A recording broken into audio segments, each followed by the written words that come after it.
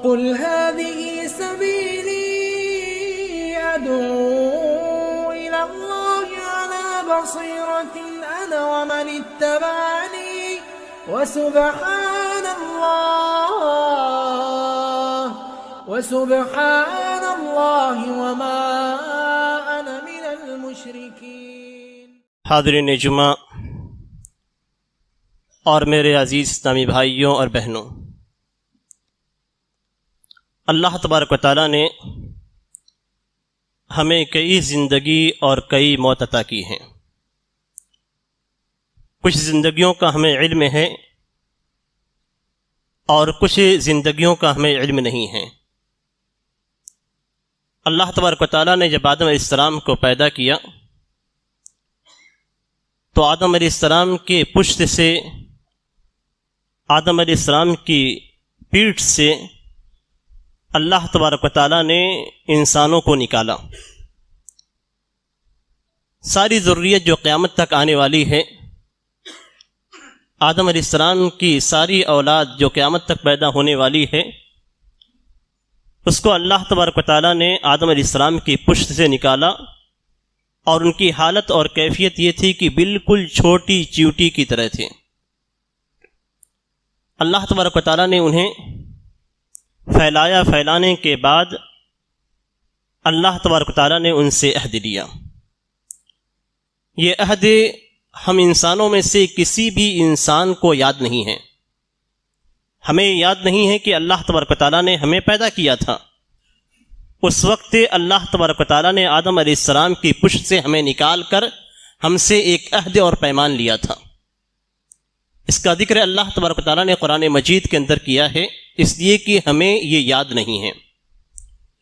دوسری جو زندگی ہماری ہے وہ آج کی زندگی ہے جو ہم اس دنیا کے اندر جی رہے ہیں، اور یہی زندگی ہمیں آخرت کے اندر بھی یاد رکھے گی۔ اللہ تبارک و تعالیٰ نے ہر جگہ کلام کیا ہے، بات کی ہے۔ اللہ تبارک و تعالیٰ نے انسانوں سے بات کی ہے، ہم سے بات کی ہے۔ ہمیں معلوم ہونا چاہیے کہ اللہ تبارک و تعالیٰ نے ہم سے کیا بات کی ہے، اور اللہ تبارک و تعالیٰ نے ہم سے کیا عہد لیا ہے، ہم نے اللہ تبارک و تعالیٰ کو کیا جواب دیا ہے، اللہ تبارک و تعالیٰ کا ہم سے سوال کیا ہے، یہ ساری چیزیں ہمیں معلوم ہونی چاہیے۔ اور یہی مقصد ہے کہ اللہ تبارک و تعالیٰ نے قرآن مجید کے اندر ذکر کیا ہے، وَإِذْ أَخَذَ رَبُّكَ مِنْ بَنِي آدَمَ مِنْ ظُهُورِهِمْ ذُرِّيَّتَهُمْ وَأَشْهَدَهُمْ عَلَى أَنفُسِهِمْ، کہ اللہ تبارک و تعالیٰ نے آدم علیہ السلام کی اولاد آدم علیہ السلام کی پشت سے نکال کر ان کو ان کے خلاف گواہ بنایا، ہمیں ہی ہمارے خلاف گواہی دینے والا بنا دیا۔ کیوں؟ اس لیے کہ ہم غلطی کریں گے تو ہمارا نفس ہی خود بولے گا۔ اللہ تبارک و تعالیٰ نے ہم سے عہد لیا، وہاں پہ اللہ تبارک و تعالیٰ نے ہم سے بات کی۔ اللہ تبارک و تعالیٰ نے کیا کہا؟ الست بربکم، یہ رب تعالیٰ کی بات تھی انسانوں کے ساتھ، رب تعالیٰ کی بات تھی ہمارے ساتھ، الست بربکم، کہ کیا میں تمہارا رب نہیں ہوں؟ ہم نے اس کا جواب دیا اس وقت، قالوا بلا، کیوں نہیں اے اللہ، تو ہمارا رب ہے۔ تو اللہ تبارک و تعالیٰ نے ہم سے گواہی لے لی، وہاں پہ اللہ تبارک و تعالیٰ نے ہم سے بات کی، اللہ تبارک و تعالیٰ نے ہم سے پوچھا کہ کیا میں تمہارا رب نہیں ہوں؟ ہم نے اقرار کیا کہ تو ہی ہمارا رب ہے۔ یہ گواہی ہم دے چکے ہیں، اللہ تبارک و تعالیٰ کے سامنے اس بات کا ہم اقرار کر چکے ہیں کہ رب تعالیٰ ہی ہمارا رب ہے، اللہ تبارک و تعالیٰ ہی ہمارا رب ہے۔ یہ گواہی صرف مسلمان نہیں دیے ہیں، مسلمانوں کے ساتھ جو کافر ہیں، مشرک ہیں، اللہ تبارک و تعالیٰ کا انکار کرتے ہیں، وہ بھی اللہ تبارک و تعالیٰ کے سامنے گواہی دے چکے ہیں۔ یہ گواہی کیوں دی گئی ہے؟ اس کو بھی اللہ تبارک و تعالیٰ نے فرمایا ان تقولوا یوم القیامہ انا کنا عن ھذا غافلین۔ یہ گواہی اس لیے لے لی گئی ہے کہ قیامت کے دن حساب ہونے والا ہے، اور جب قیامت کے دن حساب ہوگا تو اللہ تبارک و تعالیٰ پوچھے گا کہ تم نے میری عبادت کیوں نہیں کی، وہاں پہ کوئی انکار کر سکتا ہے، کوئی کہہ سکتا ہے کہ ہم تو غفلت میں تھے. تو اللہ تبارک تعالیٰ نے فرما دیا ہے کہ تاکہ تم قیامت کے دن یہ نہ کہو کہ ہم اس بات سے غافل تھے، ہمیں معلوم نہیں تھا، ہمیں پتہ ہی نہیں تھا کہ تو ہمارا رب ہے. تو اللہ تبارک تعالیٰ نے گواہی لی، اور گواہی لینے کے بعد انبیاء کرام کو بھیجتا رہا، کتابیں نازل کرتا رہا، تاکہ ہر کسی کو یاد رہے کہ اللہ تبارک تعالیٰ نے اس سے کیا گواہی لی ہے. قیامت کے دن ہو سکتا ہے یہ ساری باتیں قیامت کے دن کفار اور مشرکین کہیں گے. کس طریقے سے کہیں گے؟ انما اشرک آباؤنا من قبل وکنا ذریۃ من بعدی، کہ ہمارے آباء و اجداد نے شرک کیا تھا اور ہم تو انہی کی اولاد تھے، تو کیا جو ان لوگوں نے کیا اس کی سزا ہمیں ملے گی؟ ایک بیٹا کہہ سکتا ہے کہ میرا باپ شرک کر رہا تھا اس لیے میں بھی شرک میں رہا، تو کیا باپ کی وجہ سے مجھے بھی سزا دی جائے گی؟ یہاں ہر شخص کو اللہ تبارک و تعالیٰ نے متنبہ کیا ہے کہ کوئی بھی شخص دنیا کے اندر اگر اپنے باپ کے نقش قدم پہ چلتا ہے، شرک کے اندر، بدعت کے اندر، غلط کام میں، تو ایسی صورت میں اس کی یہ دلیل اور حجت نہیں ہو سکتی ہے کہ میرے باپ نے مجھے نہیں سکھایا، میرے باپ نے مجھے نہیں بتلایا، میرے باپ نے مجھے نہیں کہا کہ یہ شرک ہے، میرے باپ نے مجھے دین کے احکام نہیں سکھائے. یہ چیز کل قیامت کے دن ہمارے لیے حجت نہیں ہوگی کہ ہم باپ کا نام لیں اور باپ کا نام لے کر کہیں کہ ہم نے یہ برائی اس لیے کی کہ باپ نے نہیں بتلایا ہے، ہم سے شرک اس لیے ہوا کہ ہمارے باپ نے نہیں بتلایا ہے. تو یہ چیز حجت نہیں ہوگی. اسی لیے اللہ تبارک و تعالیٰ نے قرآن کریم کے اندر بتلا دیا ہے کہ پہلے آپ لوگوں سے عہد لیا جا چکا ہے. پھر اللہ تبارک و تعالیٰ اس دنیا کے بعد، یہ دنیا ایسی ہے جہاں آپ کو چھوٹ ہے، یہ دنیا ایسی ہے جہاں آپ کو اختیار دیا گیا ہے کہ آپ اچھا کریں یا برا کریں. اس دنیا کے اندر آپ کو مکمل اختیار ہیں. آپ اسلام پہ رہیں، اسلام سے نکل جائیں، آپ اسلام پہ رہیں، شرک کریں، آپ نیک عمل کریں، برا عمل کریں. اس دنیا کے اندر مکمل چھوٹ دے دی گئی ہے آپ کو. آپ جس طریقے سے چاہیں اس دنیا کے اندر زندگی گزاریں، لیکن قیامت کا دن رکھا گیا ہے. قیامت کے دن کو اسی لیے یوم الدین کہا گیا ہے کہ اس دن آپ کا حساب ہونے والا ہے. آپ جو بھی کریں گے اللہ تبارک و تعالیٰ کے فرشتے اسے لکھ رہے ہیں، اور کل قیامت کے دن اللہ تبارک و تعالیٰ کے سامنے آپ کا حساب ہوگا. وہاں اللہ تبارک و تعالیٰ ڈائریکٹ آپ سے بات کرے گا، ڈائریکٹ بات ہوگی. حدیث کے اندر نبی اکرم صلی اللہ علیہ وسلم فرماتے ہیں ما منکم احد الا سیکلمہ ربہ لیس بینہ وبینہ ترجمان، کہ جتنے بھی لوگ ہیں سب سے، ہم میں سے ہر فرد سے اللہ تبارک و تعالیٰ ڈائریکٹ بات کرے گا، اور اللہ اور اس کے درمیان کوئی بھی ٹرانسلیٹر نہیں ہوگا کہ آپ کی بات کو لے کر وہ ان کو سمجھا دے، وہ باتیں لے کر آپ کو سمجھا دیں. دنیا کے اندر اللہ تبارک و تعالیٰ نے اپنا کلام نازل کیا ہے فرشتوں کے ذریعے سے، لیکن قیامت کے دن ڈائریکٹ آپ سے پوچھا جائے گا. بیچ میں کوئی بھی نہیں ہوگا، آپ سے سوال کیا جائے گا، اور وہاں رب تعالی آپ سے بات کرے گا. اور وہاں پہ جو سوالات کیے جائیں گے وہ سوالات کس طریقے سے ہوں گے؟ لا تزول قدم عبد حتى يسأل عن اربع، کہ جب تک 4 سوالوں کا جواب آپ نہیں دیں گے آپ کے قدم رب تعالی کے سامنے سے ہٹ نہیں سکتے ہیں. آپ سے سوال کیا جائے گا آپ کے عمر کے تعلق سے، آپ کے مال کے تعلق سے، آپ کی صحت کے تعلق سے. ان ساری چیزوں کا آپ کو جواب دینا ہے. جوانی کہاں پہ خرچ کی، اس کا جواب آپ کو دینا ہے رب تعالیٰ کے سامنے. کوئی اور بیچ میں آنے والا نہیں ہے. آپ نے اپنی عمر کس میں لگائی، رب تعالیٰ کے سامنے آپ کو جواب دینا ہے.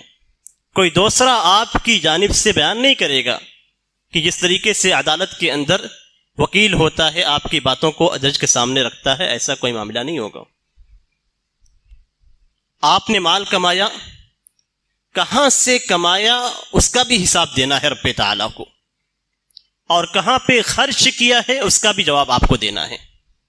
جب تک یہ 4 چیزوں کا جواب آپ نہیں دے پاتے ہیں آپ رب تعالی کے سامنے سے ہٹ نہیں سکتے ہیں، اور وہاں پہ جواب دینا ضروری ہے. آپ بتائیں گے، آپ نہیں بتائیں گے تو آپ کے اعضاء بولیں گے، آپ کے بدن بتلائیں گے، آپ کے خلاف گواہی دیں گے کہ آپ نے کہاں سے کمایا، کہاں پہ خرچ کیا، جوانی کہاں پہ خرچ کی، اپنی عمر کہاں پہ خرچ کی. وہ ساری چیزوں کا جواب آپ کو دینا ہوگا. وہاں رب تعالی آپ سے بات کرے گا. پھر اللہ تبارک و تعالی مومنوں سے بات کرے گا. پہلے مرحلے میں جب بات تھی تو اللہ اور بندے کے پاس کوئی عمل نہیں تھا. ہماری پیدائش سے پہلے آدم علیہ السلام کی پشت میں بندوں کے پاس کوئی عمل نہیں تھا. دنیا میں آئے ہمارے پاس عمل ہے. اب اس عمل کے بارے میں اللہ تبارک و تعالیٰ آپ سے سوال کرے گا، پوچھے گا، آپ جواب دیں گے. جواب دینے کے بعد جنت کی طرف راستہ ہوگا، جہنم کی طرف راستہ ہوگا. 2 ہی راستے ہمارے سامنے رہیں گے. جنتی جنت میں داخل ہو جائیں گے، جہنمی جہنم میں داخل ہو جائیں گے. اس کے بعد اللہ تبارک و تعالیٰ جنت والوں سے بات کرے گا. آپ سوچئے کہ رب تعالیٰ اگر آپ سے خوشی کے ساتھ بات کرتا ہے تو آپ کے لیے وہ کتنی خوشی کی بات ہے. لیکن اس کے لیے جنت والوں کا عمل چاہیے. اور اس سلسلے میں کئی احادیث موجود ہیں کہ اللہ تبارک و تعالیٰ جنت والوں سے بات کرے گا. قرآن کریم کے اندر اللہ تبارک و تعالیٰ فرماتا ہے سلام قولا من رب الرحیم. جنتی جنت میں صوفے پہ بیٹھے ہوں گے، ان کی بیویاں سائے کے اندر موجود ہوں گی، اور اس کے اندر جنت کے اندر جس طرح کے پھل چاہیے، فروٹس چاہیے، وہ ساری چیزیں موجود ہوں گی، اور جو وہ چاہیں گے اللہ تبارک و تعالیٰ وہ حاضر کر دے گا. اس کے بعد رب تعالیٰ ان سے سلام کرے گا. سلام قولا من رب الرحیم، یعنی اللہ تبارک و تعالیٰ جنت والوں سے سلام کرے گا. بات کیسے شروع ہوتی ہے؟ سلام سے. رب تعالیٰ آپ سے سلام کرے گا. اگر دنیا کے اندر آپ سے کوئی بڑا شخص آگے بڑھ کر سلام کرتا ہے تو آپ کے لیے کتنی خوشی کی بات ہوتی ہے. آپ سوچیں، آخرت میں جنت میں جب آپ جائیں گے تو جنت میں اللہ تبارک و تعالیٰ اپنے بندوں سے، جنتیوں سے سلام کرے گا. سلام قولا من رب الرحیم. رحیم رب کی جانب سے سلام پیش کیا جائے گا. رب تعالی خود اپنی جانب سے سلام کرے گا.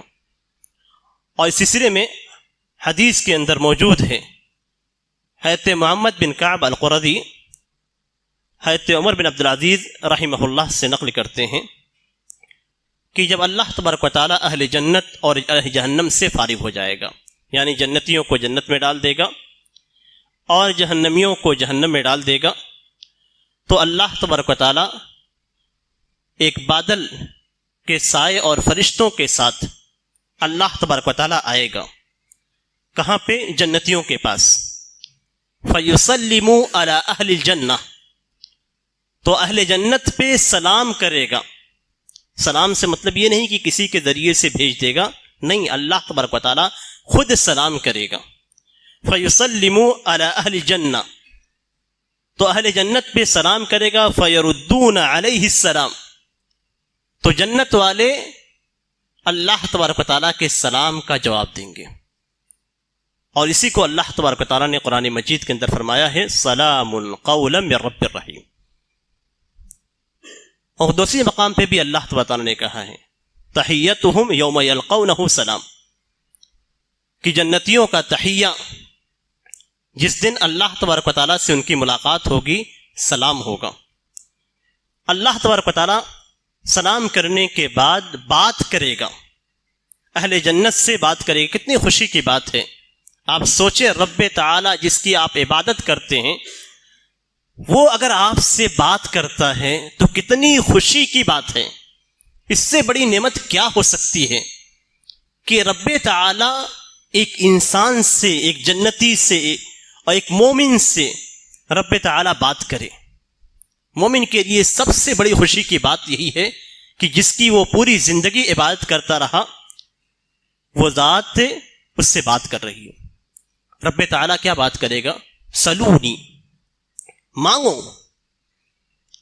رب تعالیٰ دینے والا ہے، پوچھے گا، کہے گا کہ مانگو، تو وہ کہیں گے کہ وَمَاذَا نَسْأَلُكَ اے رب، یا اے رب ہم کیا مانگیں؟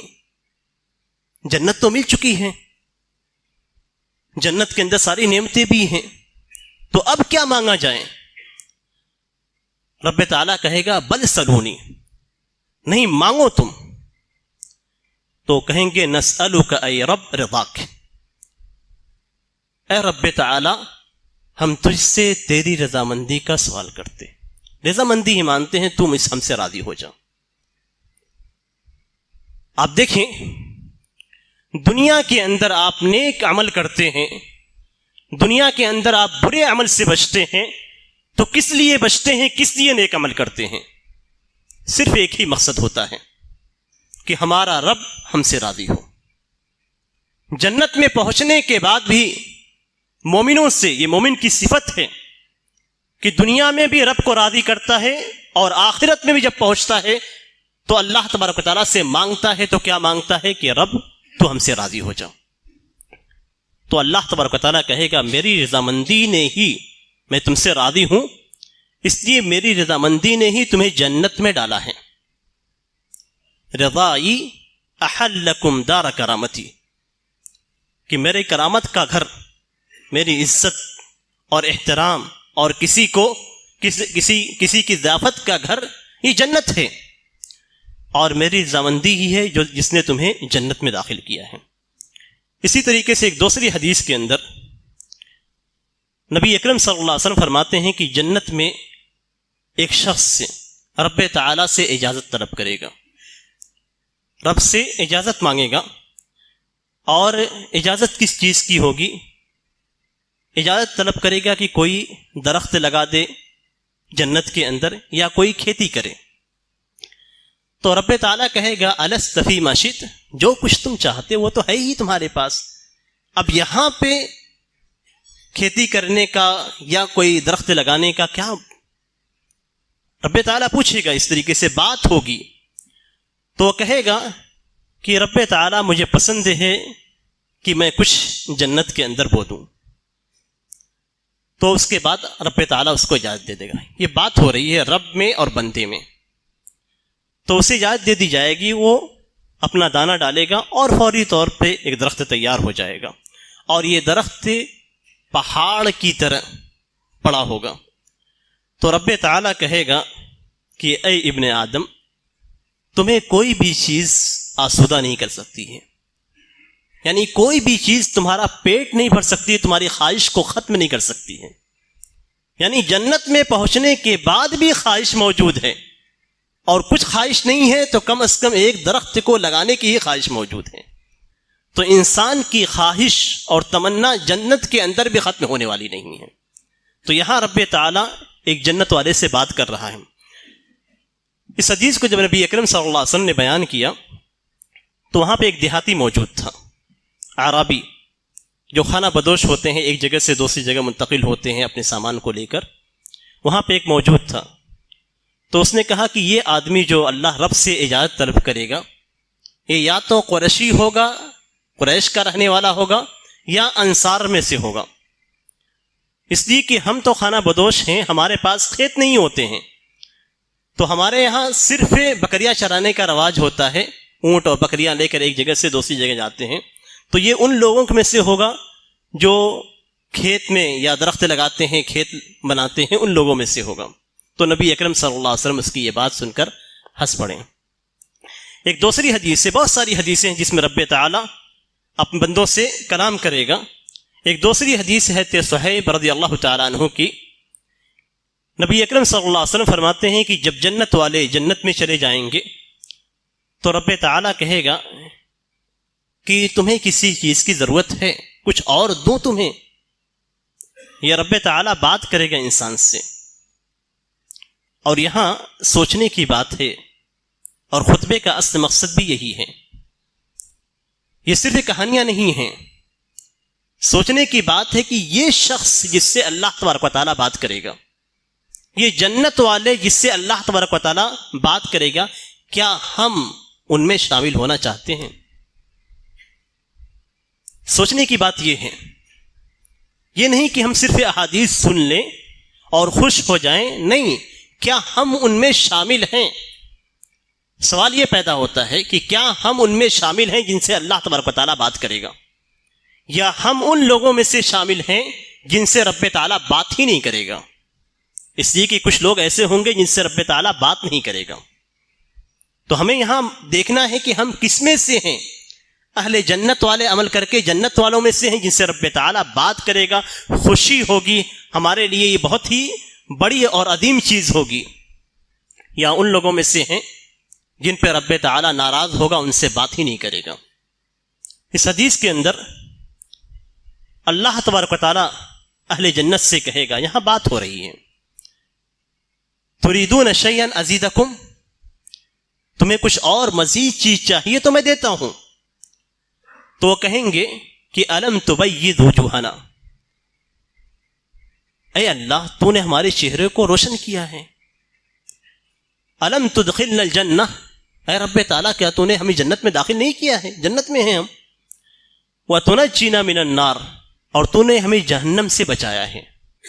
یہ بہت بڑی چیز ہے کہ جہنم سے بچ کر آدمی جنت میں چلا جائے اور رب تعالیٰ اس کے چہرے کو روشن کر دے. جنت میں جنتیوں کے چہرے روشن ہوں گے.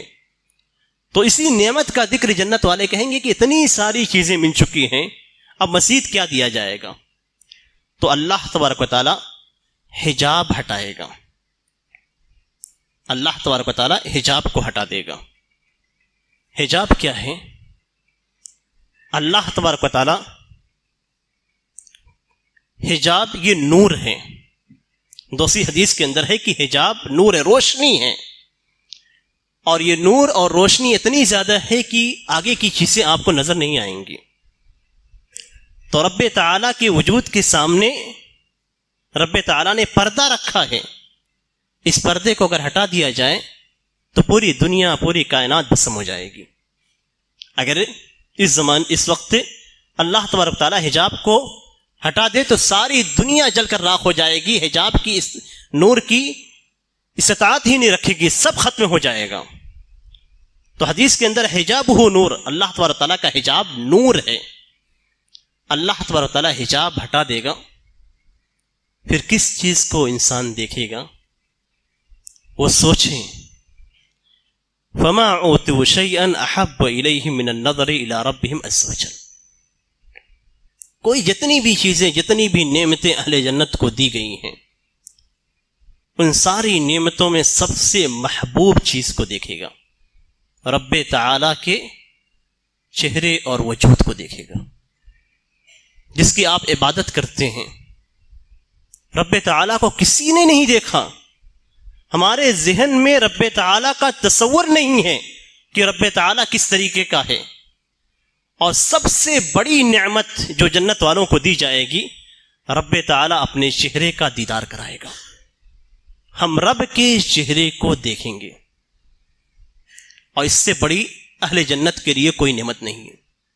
کسی مومن کے لیے اس سے بڑی نعمت ہو بھی نہیں سکتی ہے، اس لیے کہ ہم جس کی عبادت کرتے ہیں اس کو ہم دیکھ ہی نہیں رہے ہیں.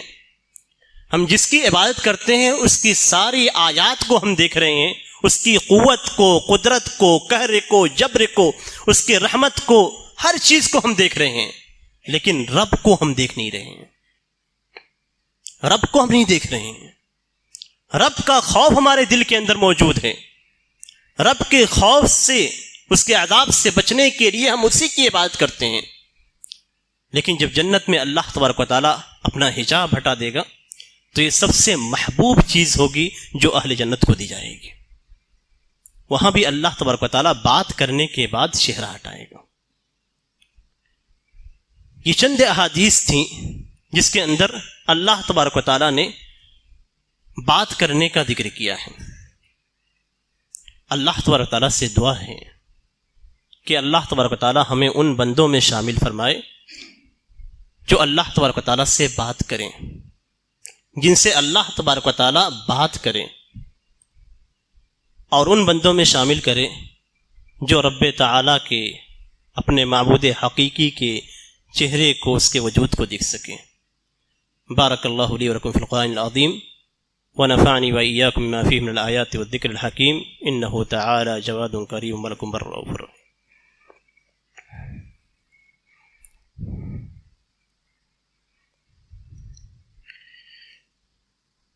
الحمد للہ رب العالمین والصلاة والسلام على اشرف الانبیاء والمرسلین محمد وعلى آلہ وصحبہ اجمعین، اما بعد۔ ابھی تک آپ لوگ رب تعالیٰ کی نعمتوں، رب تعالیٰ سے بات، اور آپ کی بات رب تعالیٰ سے تھی جنت کے اندر، لیکن قیامت کے دن کچھ ایسے محروم افراد ہوں گے جن سے اللہ تبارک و تعالیٰ بات نہیں کرے گا۔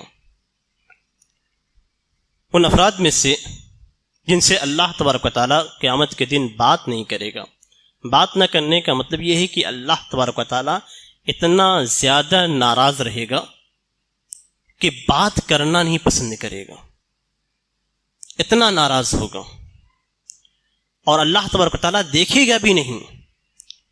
ان لوگوں کی طرف نہ اللہ تبارک و تعالیٰ دیکھے گا، نہ بات کرے گا، نہ ان کی گناہوں کی مغفرت کرے گا۔ یہ ایسے لوگ، بدبخت لوگ ہوں گے جو اپنے برے اعمال کی وجہ سے رب تعالیٰ کو غصہ دلائے ہوں گے، جبکہ رب تعالیٰ جنتیوں کے پاس آ کر ان سے بات کر رہا ہے۔ لیکن یہ لوگ ایسے بدبخت ہیں کہ اللہ تبارک و تعالیٰ ان کی جانب دیکھے گا بھی نہیں، اور نہ ہی ان سے بات کرے گا، نہ ہی ان کے گناہوں کی مغفرت کرے گا، تزکیہ نہیں کرے گا، صاف نہیں کرے گا۔ کون لوگ ہیں یہ؟ انسان ہی ہیں، مسلمان ہیں۔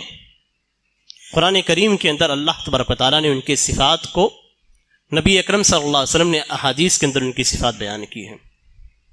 کوشش یہ ہونی چاہیے کہ ہم میں سے کوئی بھی مسلمان ان میں سے نہ بنے، اس لیے کہ اللہ کی نعمت کو ہم دیکھ چکے ہیں، تو اللہ کے عذاب کا سامنا کرنا کسی انسان کے بس کی بات نہیں ہے۔ قرآن کریم کے اندر اللہ تعالیٰ فرماتا ہے ان الذین یکتمون ما انزل اللہ من الکتاب ویشترون به ثمنا قلیلا اولئک ما یأکلون فی بطونہم الا النار ولا یکلمہم اللہ یوم القیامہ ولا یزکیہم ولہم عذاب علیم۔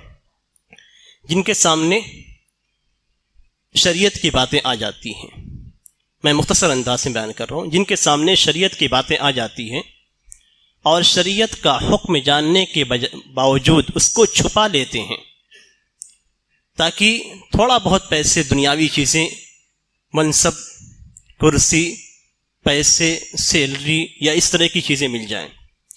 یہ ایسے لوگ ہیں جو حق کو چھپانے والے ہیں، اور حق کو چھپانے کے ساتھ ساتھ انہیں حق کو چھپانے پہ پیسے بھی ملتے ہیں، یعنی اسی کا وہ پیسہ بھی لیتے ہیں۔ یہ لوگ ایسے ہیں جو اپنے پیٹ میں آگ کھا رہے ہیں، جہنم کی آگ، اور اللہ تبارک و تعالیٰ ان سے کلام نہیں کرے گا۔ قیامت کے دن اللہ تبارک و تعالیٰ ایسے لوگوں سے بات نہیں کرے گا اور ان کا تزکیہ بھی نہیں کرے گا، ان کے لیے دردناک عذاب ہے۔ دوسرا شخص جسے اللہ تبارک و تعالیٰ بات نہیں کرے گا، ایک ایسا بوڑھا جو بڑھاپے کے مرحلے کو پہنچ چکا ہے، اس کے باوجود زنا کرتا ہے۔ تیسرا شخص جو بادشاہ ہے، یعنی جس کو ایک منصب ملا ہوا ہے، اس کے پاس پاور ہے، طاقت ہے، چاہے تو سچ بول سکتا ہے لیکن اس کے باوجود جھوٹ بولتا ہے۔